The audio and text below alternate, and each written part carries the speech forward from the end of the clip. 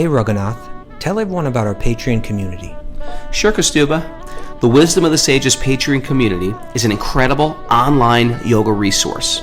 If you like the type of yoga, wisdom, and culture we share on the show, then our Patreon community is a great next step.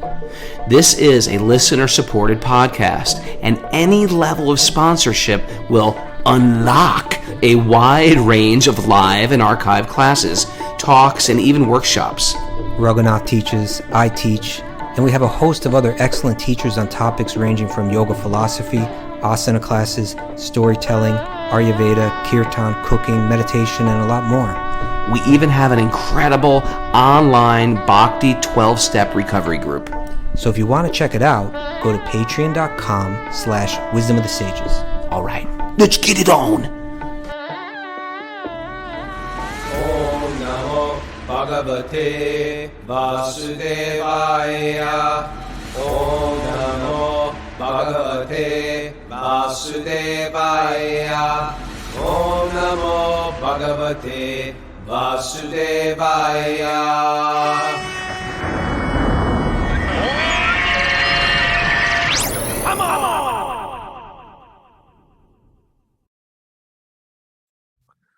Live from Akia Forte in Laguna Beach, this is Wisdom of the Sages, a daily yoga podcast with your host, Raghunath, and co-host and senior educator at the Bhakti Center in New York, Kasutubha. Welcome to the show, everybody. Welcome to Sleep In Sunday. It's 8 a.m. New York time, 5 a.m.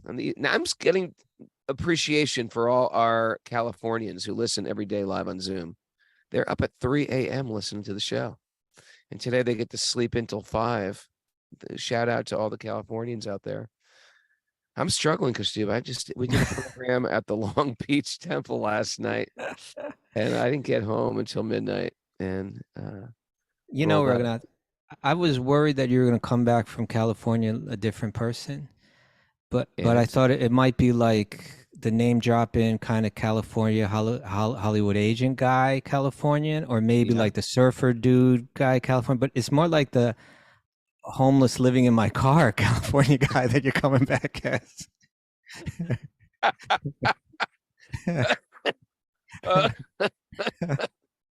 Yeah, that's where I've been at, sort of like the homeless live in the car guy. It's like you've been yeah, I am roughing it out there. Anyway, you'll be back home soon.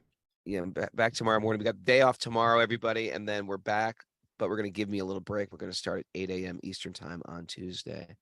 And then we'll switch back to 6 a.m. after that, right? Yeah. Maybe. You're like, maybe. Just to make sure that you guys don't get any sleep. So, we have a special guest today, but before we introduce our special guest, Miss Mara, spinning the dials back in upstate New York. Any info for us? Any news? We got Bhakti recovery group meetings at 9:30 a.m. today and 7 p.m. this evening. Okay. And no show tomorrow. And happy birthday to Karuna tomorrow. She turns 10 years old. What? Yeah, Karuna turns 10, and we're not having a show on that day. But I think maybe we ought to check in with Karuna on Tuesday morning. You know what? I say we have a special Karuna. Let's call her parents. Yeah, let's talk to the family and let's talk to the family on see how she's doing. Tuesday. See if she's learned any more shlokas.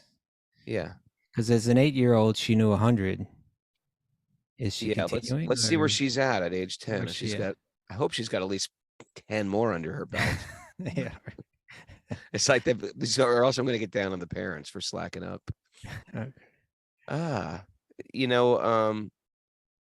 Bhakti Recovery. I'm happy to say that Bhakti Recovery is going to be with us at the Wisdom of the Sages retreat in India. Yeah. January 14th to the 26th. If you're new to Bhakti Recovery or interested in it, well, you're going to get to experience it. It's an optional add-on to our wisdom training at the Govardhan Eco Village. And if you want more information on that, it's on our website, wisdomofthesages.com. And we also want to announce that /events. You go to events. Wisdomofthesages.com/events. We also want to mention that we're taking a group to India to Mayapur in India. So Mayapur is the birthplace of Chaitanya, the Kirtan avatar. And we stay at the lovely ISKCON campus there and do day trips out, incredible food. Mika, Stuba, and Mara will be your be your tour guides, and I'm looking forward to it. And we're going to fly into Mumbai and go to the famous flower festival that happens. So it's a great little trip. So That's you can put also all up on three of our those website together, as well. right? You can do the wisdom training or the 300-hour that you're doing. Yeah. And if you want to do the wisdom training even before that, you can do the kirtan thing, right? Because those are like about 2 weeks each. So you can fill up your whole January. Then we catch the flower festival at the end of January, and then we go to Mayapur. So you can add that onto it if you want. You could just follow us around all year if you like. You can. You could join me in my car and sit right next to me and slum it up with me. All right.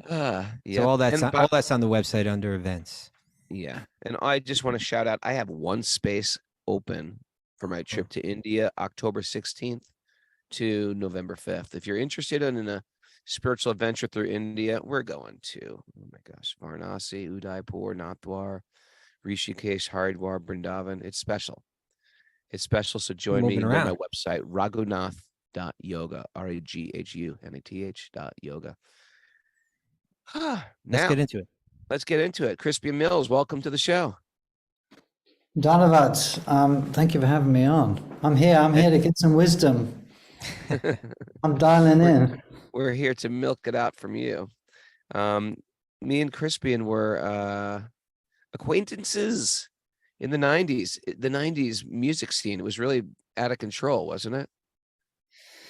Yeah, I think before my band people started paying us, we knew about you. I'd heard about you, and I'd heard about the straight edge scene going on in New York, and then when Shelter came and played in London, I came to see you in Camden with a couple of other guys. We came to check out the competition, basically. What's going on in the Krishna Core company? What's going on with those guys? These like Brahmin warriors came on stage, punk Brahmin warriors, and I remember you said something like, "Okay, I want to know who here's got the most horrible job." And I think I played that place a couple of years later, but it was the Camden Underworld. Camden, that's a great club. Great. Yeah, Raghu, maybe just a bit of an introduction would be appropriate here. Oh, sure. Okay. Well, Crispian Mills is a singer-songwriter, singer for the band Kula, and they were huge in England in the 90s, but it wasn't straight edge hardcore. They took one giant step right over our heads, and they went right to, like, I don't know what you'd call it, psychedelic Britpop. But your record blew up all over England, all over Europe, and you were, at our biggest of our career, these guys were in America. You guys were even bigger than us. So it's sort of like I slugged it out for years, and then you just walked right in there, like, nope, I'm taking over. But it was a sort of a parallel music scenes. They didn't really cross, but basically he's toured the world all over. He's an initiated devotee, and you also come from a line of very talented artists. Your mother's a famous actress, Haley Mills, and your father was into film as well. Yeah, lots of people who don't have proper jobs. I come from a long line of scallywags. And you have a sir somebody in your family lineage. Who's the sir? Yeah, my granddad managed to get knighted for not having a proper job, as well. My granddad was called John Mills, so they made him Sir John, which he was thrilled about. But actors, like musicians, I think actors were even more despised than musicians for centuries. And I think the first actor who ever got given any kind of respect by polite society was Sir Henry Irving, and that was just the beginning of the 21st century. And before that, actors were people he just did not want to associate with. They were notoriously badly behaved. And I never thought of that. Yeah, so I mean, it's a kind of a funny thing when the artist community, who are usually kind of misfits, they start to become sort of celebrated. The last 100 years have been pretty weird, And look what's happened to our society. But every now and then one comes along and invests their art with Krishna, with the culture of Krishna consciousness. And your first record was called K, right?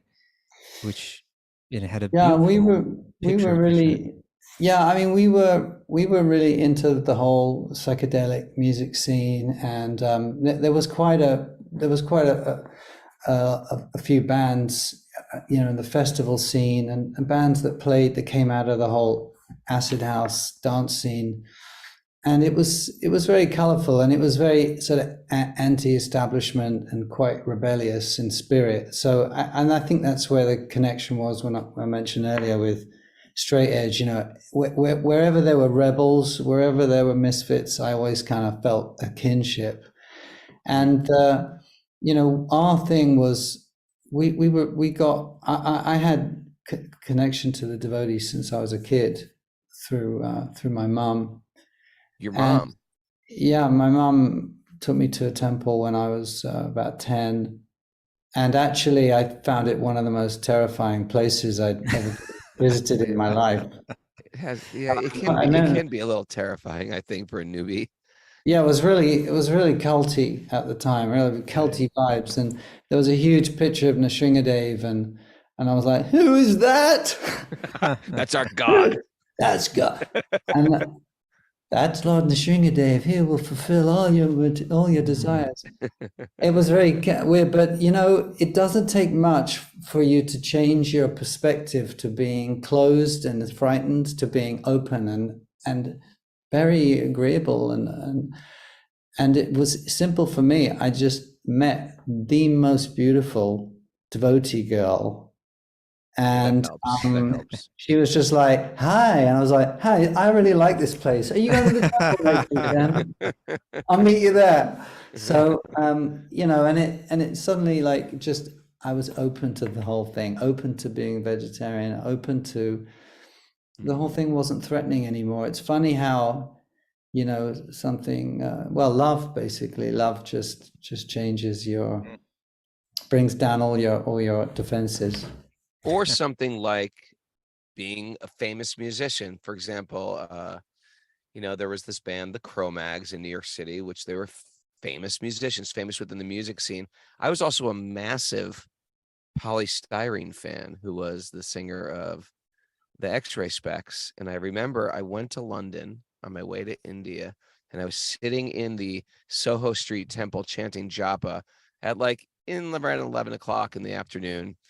I was staying in the temple for 3 days, and there she does. She walks right on in, sits down, starts chanting, and I start fanboying out. And so when you start to see people that are people that you love, or that, especially with music, and you're a kid growing up, you listen to music, you think, wow, what are they into? I'm very interested in whatever they're into. And if they happen to be in this, it sounds like a trite reason, but it's a gateway towards a whole mystical world we got to enter. So whether it's cute girls inviting us in, wearing in Indian saris, or being a rock star, they become gateways to a whole nother dimension. And I'm sure you're that for a lot of people as well. For sure. Yeah, my first job, the first time I got properly paid to do a gig, was playing guitar for Polystyrene. She did a comeback show for one night only at the Brixton Academy, X-Ray Specs, and it was pretty wild. And I got to play all those songs like Artificial and Identity, Warrior and Woolworths. She was way ahead of her time, and a brilliant lyricist. And she influenced me for sure.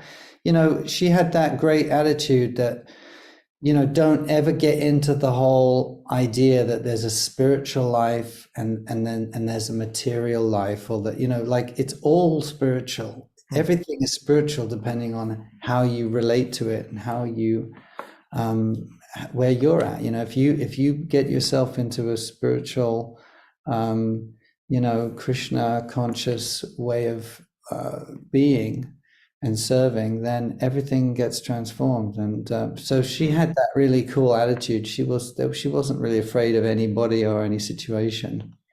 Wow. Yeah. I think Laura Logic, who's in the band of hers, she's a regular listener to our podcasts. So hello to her. She's a regular listener? Yeah. Oh, that's Really? cool. Well, Yeah. We'll get on the show, Laura Logic. Let's get it. Who's got connections to Boy George? Are you friends with Boy George, Crispian? My wife, Yoga Ma, she worked with him once or twice, but no, I don't personally know him. I should do it. I think We figure, Nayana well, Biram. you're from England. You know everybody. Yeah. Well, our big influence obviously was George. Was George Sure. Harrison. And that was that was the one. I mean, he was the. I don't know. It was one of those little books that it should be made if it hasn't been made. Prabhupada said, the book. All these quotes that we don't know whether they're real or not, because they're all hearsay and anecdotal. But the one about the Beatles being demigods, I always loved that one. And so George Harrison was the demigod of psychedelic, spiritual, Krishna music and guitar playing. And so he was like he was really the sort of North Star for us. Now, did your mother know George? Yeah, so the freaky thing, which was a bit creepy when I found out, was that actually she dated him in the 60s for a couple of events. They went to some premieres and she hung out with them, and I just thought it was so cool because she was actually set up on a date. Your mom dated George Harrison. Are you kidding? That you thought it was she cool? Was set up That's like on the a coolest date. thing your mom could ever do. I know. The coolest thing my mom ever did was she was a drug mule for Willie Nelson. That's all she's got. Your mom dated George Harrison. Come on. Yeah, she got to ride in his brand new Jaguar. They went to a premiere. It was for charity, and then they hung out after the Hollywood Bowl gig. And she writes about it in her memoir, actually, which is lovely. I recommend it. What's her memoir called?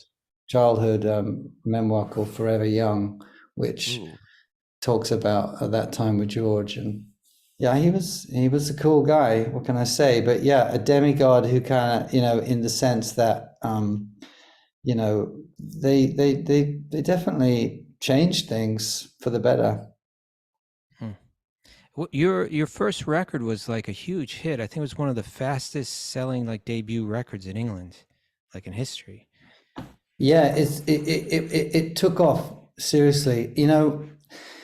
I remember that it was the year of Srila Bhaktivedanta Swami Prabhupada's Centennial, and I remember thinking, oh, it would be really cool if something happened, that we were involved in, and I think it was a good time. There was a lot happening among devotees, and it was 96.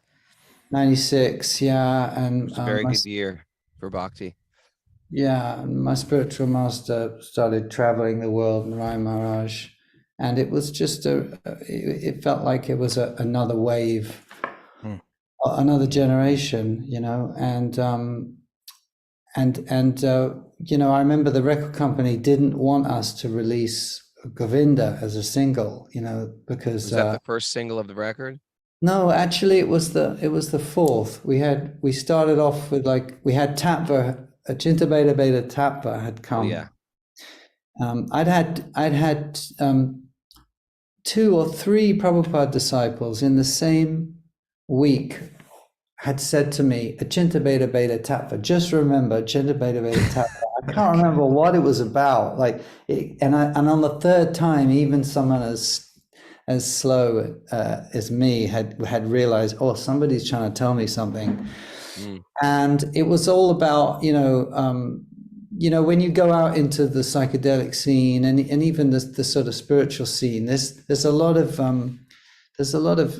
this impersonal kind of, we're all one, it's all just energy kind of. There's a lot of that kind of talk going on, and of course there is a truth to it, but I was 20 at the time. I was really getting into the philosophy and understanding how beautiful, how exquisite that aphorism is, Achinta Beta Beta Tattva. And I remember thinking it had a good rhythm to it, and we just started playing it live, and people started noticing it and asking what it is. What is that? So then I brought in the lyrics in the verse, which are in English, are just Prabhupada's explanations of the flower and the scent of the flower and the sun and the rays of the sunshine. Just brought it all in, and people loved it, and it went very well. Our album really took off,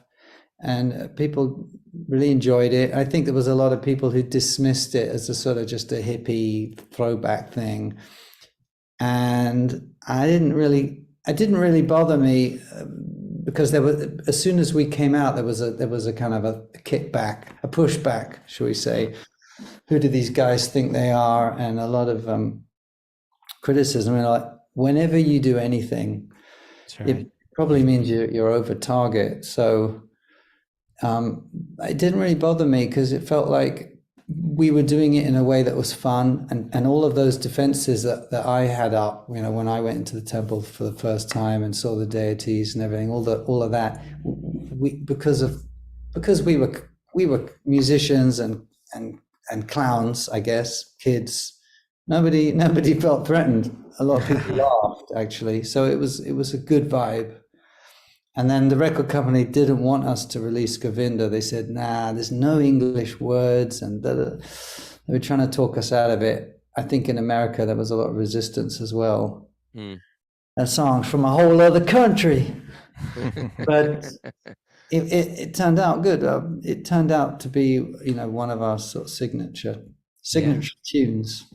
Just for some of our listeners that may not know, Achintya Bheda Bheda Tattva it's in one sense it's a very philosophical term. It's a kind of terminology that philosophers use with the great rhythm. With the great rhythm, with Sanskrit can do that, right? But which it's addressing a question that's debated, and philosophers in India have pondered for literally many centuries about what is the nature of the self. Are we God ourselves, or are we separate from God? And Achintya Bheda Bheda Tattva is kind of a synthesis, and it was taught by Sri Chaitanya that in one sense we're God because we're made of the energy of God, but in another sense we're individual, and that individuality is something that's eternal. We're always us. And so to come out with a song, even with that title, is kind of like just kind of wild. And but I did think you kind of beautifully, as you mentioned, you kind of beautifully used metaphors that Srila Prabhupada used to help explain it, and just created something beautiful with it. And I think your band kind of stands as like an example of just not being afraid of just putting out to the world something beautiful that you're into, and even if it may be foreign or different, kind of finding a way to, I think, through the whole psychedelic thing, to kind of blend it in with something that people are familiar with. And obviously there was a huge response to it. A lot of people connected with it. I imagine you must have stories to tell about people's introduction to it, or how people's discovery of your band and how it connected them to India, to Krishna. Yeah, I think that something happens when you try to do any kind of spiritual service. Like whether you're cooking or you're gardening or whatever, it doesn't matter what kind of stage you're on. Yeah. You're basically a conduit. You're always communicating with people, and people just happen to bump into you on the street, or they just, and things that you start to be in harmony and in sync with, other people's destiny, and you're all kind of sharing stories. Yeah, we heard a lot of amazing stories about people hearing the band at certain times in their life, and it being something that was a catalyst or reminded them or reconnected them with people. And it was a very, and well, we were just kind of, there was a magic spell on us. We were blessed. And everything comes from the devotees. Everything any of that kind of work when you're doing preaching. You have to be taking the shelter of real sadhus. It gives you the protection and the power, because the magic's not really coming from you; it's coming through you. And that's a nice point. Yeah, it's good. What about the? This wasn't such a big problem for me and for Shelter. In the hardcore scene, it was like 95% big thug looking men. So you probably know where I'm going with this question. With sex, drugs, and rock and roll of the music culture, of the pop culture, how do you deal with all the temptations? Because we have this whole idea, we're not God, we're part of God, we're the servants of God. But here you are on stage as God in many people's eyes. And what it does is it convinces the ego very easily. See, you are God. See, all these people are telling you you're God. You've always thought you were God. And now they're confirming it right here. So it does a trip on the ego. How did you deal with that? Especially when you went from, okay, we're going to play in the garage, or we're going to play at in our living room, and now we're going to play at this stadium. Now we're going to play at this sold out concert 2 nights in a row. How did that deal with your ego? How did you interpret that? And how did you transcend it, or did you transcend it? Well, my wife put a hex on me. That's basically what happened. So, even if I'd wanted to get carried away with myself, there was nobody, there were no girls around. I don't know why. They just, there must be something. Then I found out, obviously, there's a hex. I'd say one of the funniest examples of that was, I think it may have been the night we played at Irving Plaza. And I think that was a night that we hung out for a bit, Raghunath. Yeah. And that night is famous in Kula Shaker folklore because Liv Tyler turned up. She came into the dressing room with a friend. May have been How did I miss that? She came in and she was thrown out by our tour manager. He didn't know who she was. She was like, no. Now, so we think our tour manager was in cahoots with your wife. With wives, yeah. That's good. That's a good tour manager. But the whole it's life, isn't it? You're constantly at risk of getting carried away with yourself, and after a while, as wonderful as being on stage is, after a while it becomes, this is what I do. This is my path, and you can play a big gig and not be happy with it because it's not up to your standards, and similarly, you just get used to all the people. I mean, we really appreciated our fans, and there weren't any beautiful women throwing themselves at us because of the hex. So I was well, me neither. I'm curious. Your mother obviously was, the first kind of connection to Bhakti that you had in your life. And then you mentioned how as a teenager, you were brought to the temple and kind of got introduced to it and got excited about it. And then you became, in one sense, a representative of it through your band. And then now decades have passed. And as you've aged, has the meaning of the practice, the philosophy, the culture of Bhakti, has it changed for you in any way? Or yeah, that's a really good question. Well, I hope one thing that you learn as you proceed and you try to stay attentive to your spiritual work is that it's an eternal it's an eternal pursuit, you know, just as the relationship is eternally fresh that you have with God, that apart from that being eternally fresh, it's eternally deep, and it just constantly goes on, you know. And I find that there's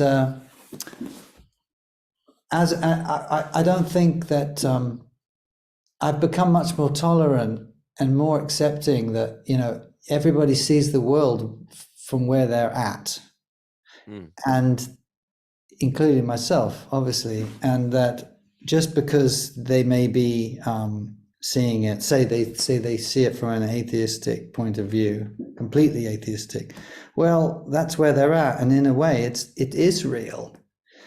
It is real. There is an atheistic reality, and we're in it. This is it. It's called the material world. You know, so it's totally real. This is so.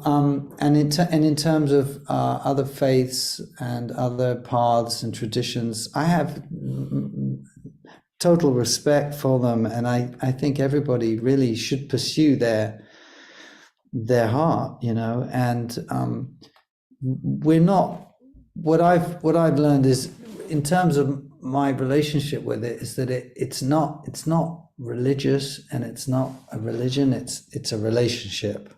You know, and that's, especially, you could define the whole path of Chaitanya Mahaprabhu is so much about a specific type of relationship, and understanding it, and exploring it, and learning about it, and always bringing your practice back to understanding that relationship that's happening in this world. You know, in this world, we have a certain relationship that is our path, and that we're working towards. And then there's this eternal relationship that we're trying to kind of it's latent, you know, we're trying to reignite it. So I'm much easier on myself, because actually, if there was one big difference between me now and me 30 years ago, it's that I think your own kind of emotional health, your psychic and emotional health, and your ability to take care of yourself is really, really important part of spiritual life. You know, that not beating yourself up, you know, and also not, you know, we there's a lot of talk about physical health, looking after your diet, and making sure you sleep enough, getting exercise. I mean, health's a big thing now. You know, even my oldest kid, he's totally into, you know, what he eats, and he's only 14 and 15, and he's doing weights, and it's a whole new scene that I don't remember when I was but that health, you know, taking care of yourself on an emotional level as well, I think it's really, really important. I remember my Guru Maharaj telling me once, you know, that it's hard to help people. He said, I'm giving so much, but all the pots are cracked. Yeah. You know, when there's all of that mental and emotional trauma we have, yeah. It's just pouring out, and it gets in the way of you having a good relationship with your teacher, or, you know, and obviously it's a big thing. I think it should go hand in hand, and it certainly helped me. That's why we have this Bhakti recovery group. That's one thing we're trying to do, you know, where, yeah, because whether it's an addiction like that, or in other ways, yeah, it's not that these names and these mantras and these practices, they're powerful, but how receptive are, I like that metaphor of, it's like if a pot has a hole in it, it's not that there's any problem with what you're pouring into the pot, but the pot just can't hang on to it very well. Right. Yeah. Yeah, nice. we call it dented cans here on Wisdom of the Sages. We're all we're a little dented, a little cracked, little holes in our pots. And yeah, it's the trauma that gets them into the 12 steps. And then and then when someone does give you the holy name, or gives you some philosophy, you just can't help bringing your past into the future. And yeah, if you're interested in Bhakti Recovery, it's bhaktirecoverygroup.com. You know what you're saying about this relationship. You know, Raghunath and I have had, you know, as we're aging in our practice too, you know, you and I, Raghunath, you and I have shared kind of how, one thing we shared when we started reading Bhagavatam together every day like this, Mm. We said, you know, when we were first reading Bhagavatam, you know, 30 years ago, 35 years ago, we would really follow the storyline a lot. But practically every storyline at a certain point opens up and a character begins to pray. And a lot of times it was those prayers that we almost kind of like, not exactly skipped over, but we kind of lost interest a little bit, you know? The story got boring. And it became Yeah, too long-winded okay, it's slowing down now. But as we get older, we feel actually all the stories are just to frame what's said in those prayers. Yeah. And those prayers are full of personal sharing. You know, it's like it's where like the devotee opens their heart to God and begins to speak about their relationship. And I also feel as I get older, I feel I want to talk to God. I want to know God. I want to understand God. Maybe aging does something like that for us. It helps do something like that for us. Mm. Yeah, you know, it's the difference between the edifice of the process, the institution, the various rules and the rules and all of those, all of those things that we kind of bring to it, you know, and which are necessary to give yourself the structure. But ultimately, it's the heart, you know, it's a relationship, and it you know, it's infinite, and it's a piece of music, and it can't be contained actually. All of really, if you look at all of those stories, they're really about people who just kind of these great souls, you know, they just are all kind of at odds really with what's going on around them. They tend to be rebels, they tend to be ostracized, rejected for one reason or another. They're not, the material world isn't supposed to be a comfortable place once you get on this path.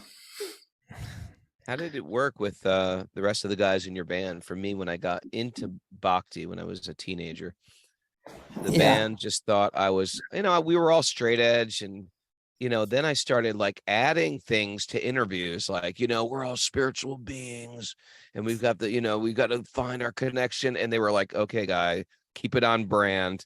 You're going off on your spiritual woo-woo tangent again, bring it back.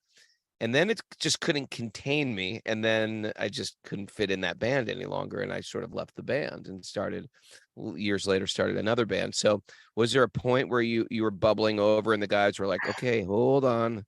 Or were you already into all this philosophy before? How did that play out? And what do your band members think of you for it? Yeah, we were all on the magic bus. Ooh. You know, we were all on the adventure. And we lived we all lived together in a house. It was a bit banana splits. It was a bit like the Monkeys.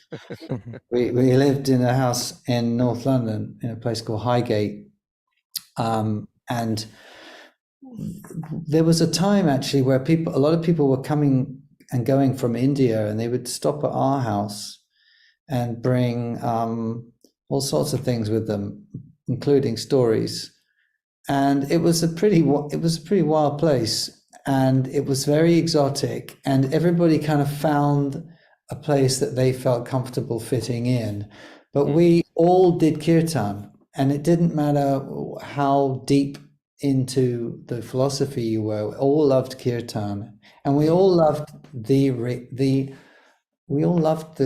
Krishna reality. It's so inclusive, and I use that word with some hesitation because it's really become like a brand now that's used on the news, but it really does. It's so accepting. It's anybody can fit into this reality. The Krishna is the supreme reality, so everybody coexists in it, you know. And we had some great kirtans, and we'd had tablas and guitars and swamandalas, and we'd play for ages. So that was really our thing. We'd do a lot of kirtan, and then when the band went out and we did gigs, we would just kind of, that was actually feeding into the live show. So when it came to doing interviews and talking to the press, it was so natural. We were just talking about our little band reality. Wow. And did the band take a pilgrimage to India together? Yeah, I went with the bass player and Alonza and my wife, Joe. And we went off to meet some friends out there and to get married. Joe and me, not me and Alonzo. Joe and we went out to get, and I saved up some money and I gave it to my friend. I said, go out to India and just get us some, find us someone in Vrindavan who'll marry us. So he went off to Vrindavan, the Holy of Holies, and he was supposed to find us, and he didn't have the right connections, clearly. And because when he met us at the airport, my money was gone. He'd hired a bus. He had a big bag of hash. And he said, sorry, no one will marry you right now because Ram married Sita during this time of the year. It's inauspicious. So let's go to the mountains. And so we were really cross.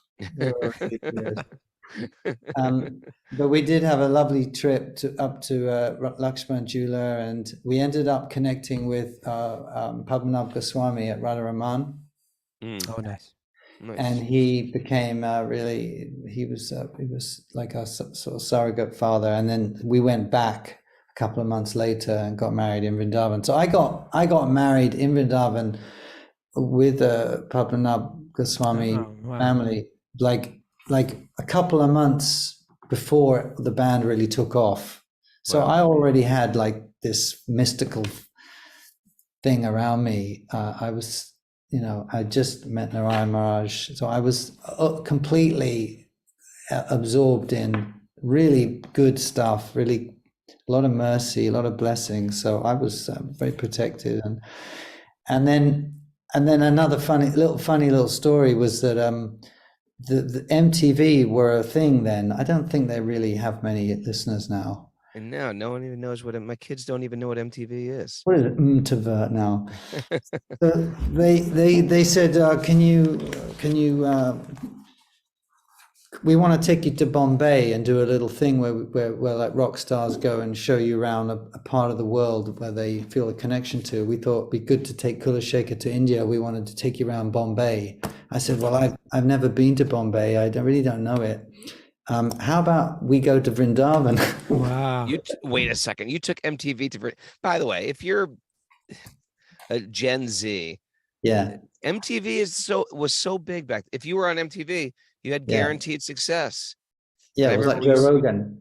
Yeah, yes. It's equivalent to being on Joe Rogan. It was like McDonald's meets Joe Rogan in music.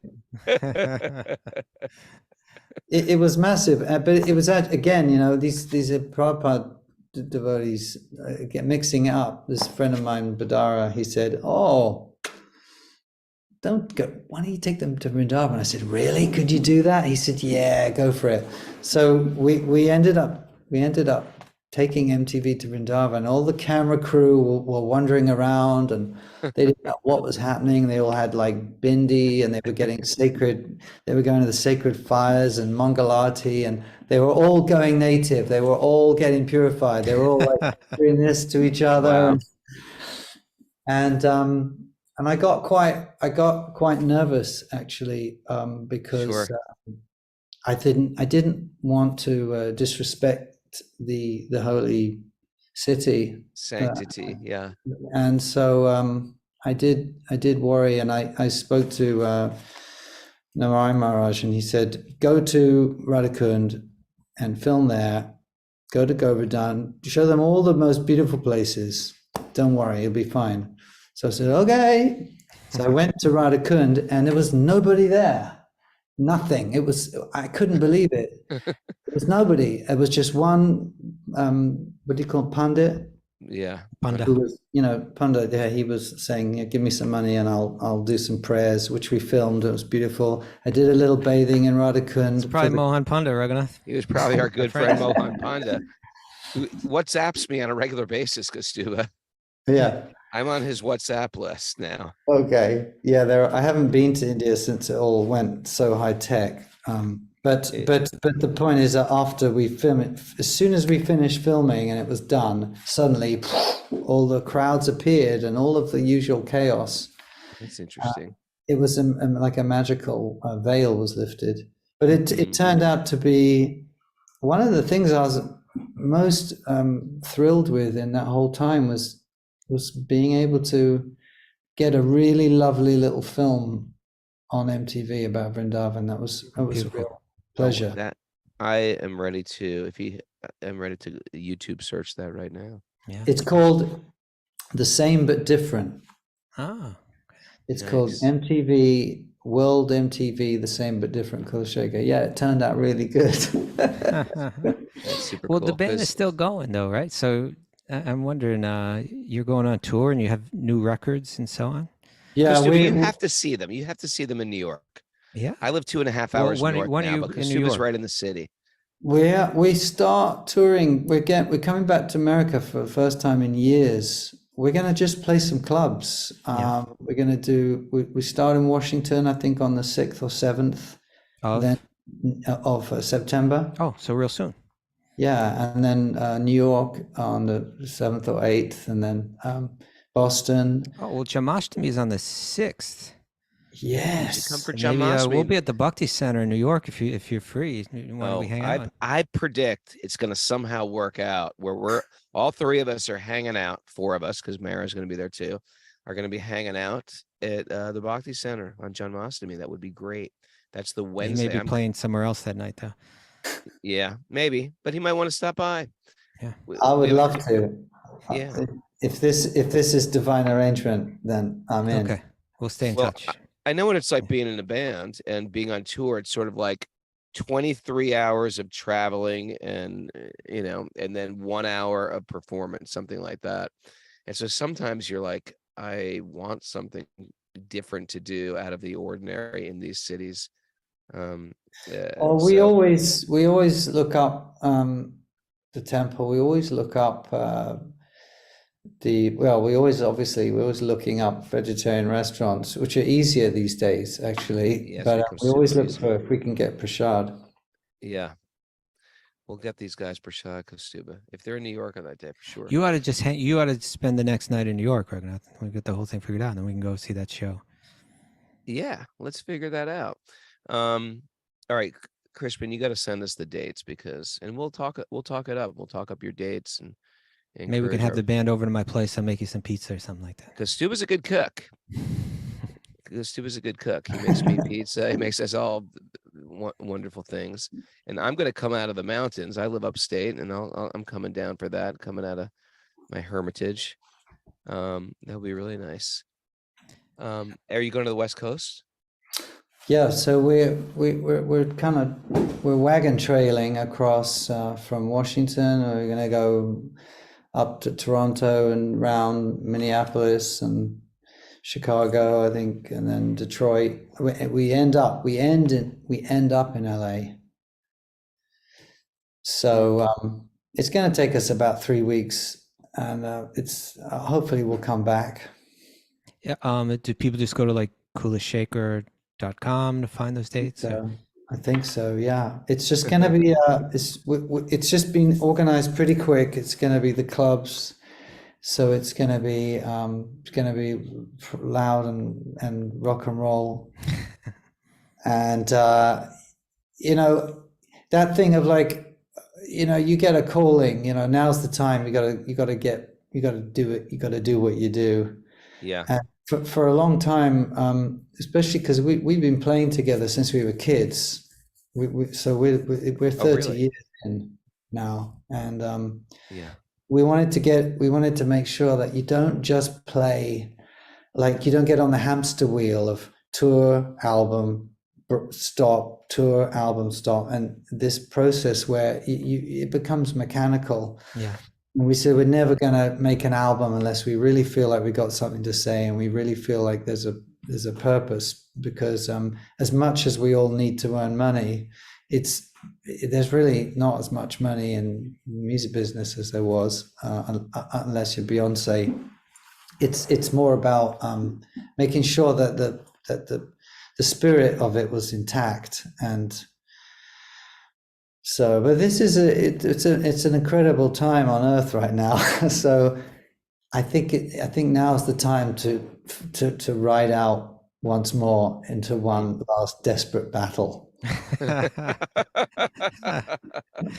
Well, if you're listening to this podcast, please check to see if Kula Shaker's coming to your town. Put on your Wisdom of the Sages t-shirt and go out and see the band, meet each other. Throw yourself at them and get beat down by the manager. Kula Shaker, Shaker, Kula Shaker. Yeah. And do some little YouTube searches of their videos. They're great. And Kasutubha, you're going to love him live, because Kasutubha is a cultured musician himself. Me and Kasutubha go way back from the old scenes in New York on the Lower East Side in the early 80s, just hanging out there. And that's we sort of knew each other, and then we lightly knew each other, and then we moved into we knew of each other, right? We knew of each other. We walked past each other probably 100 times on that St. Mark's Place or something. Yeah, because there was just areas where kids, misfit kids would hang out. Well, I want to thank you for joining us, Crispian. It's been incredible. Thanks for having me on. And nice to get to know you. And looking forward to trying to get to a show this time. A couple of weeks from now. Yeah. And staying connected this time. No longer after 20 years. I'll be scratching. We're high tech now. We're high tech. I'll be texting you all the time. Thanks everybody for joining us live on Zoom. If you want to join us live on Zoom, you can do it. And also, you email Mara, wisdomofthesages108@gmail.com. Also, if you're listening to this on Facebook today, we do the interviews live on Facebook.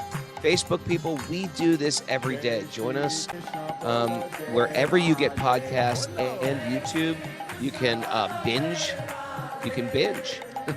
Binging's great in Caliuga. You can binge on the right listen to stuff. podcasts. Yes. And please check out Kula Shaker and their new album, which is coming out soon. Do we have a name for the new album, Crispian? Oh, yeah. This is our exclusive today, right? Wisdom of the Sages exclusive? Yeah, it's called Natural Magic. Natural Magic. Man, I always when does that drop? When does it Just drop? did. It just dropped. It just dropped. Pick it up. Kasutubha, now you're talking like that LA scene. The drop. When does it drop? Accusing me. Thanks for everybody. I'm only like that because you're in LA. You see, it's like it's rubbing off.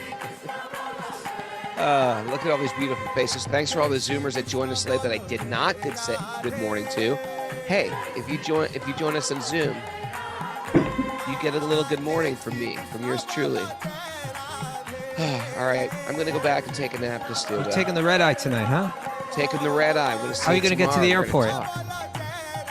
My daughter's gonna drive me. Oh man, every time I cue you up, you miss it. How do you get to the airport out there in LA right now? Oh, I got it. I'm gonna take the 405 north, get off at Inglewood, and get out of here. Thanks to everybody for joining us. It's a beautiful day. For a beautiful day, let the magic continue to flow. Haribo.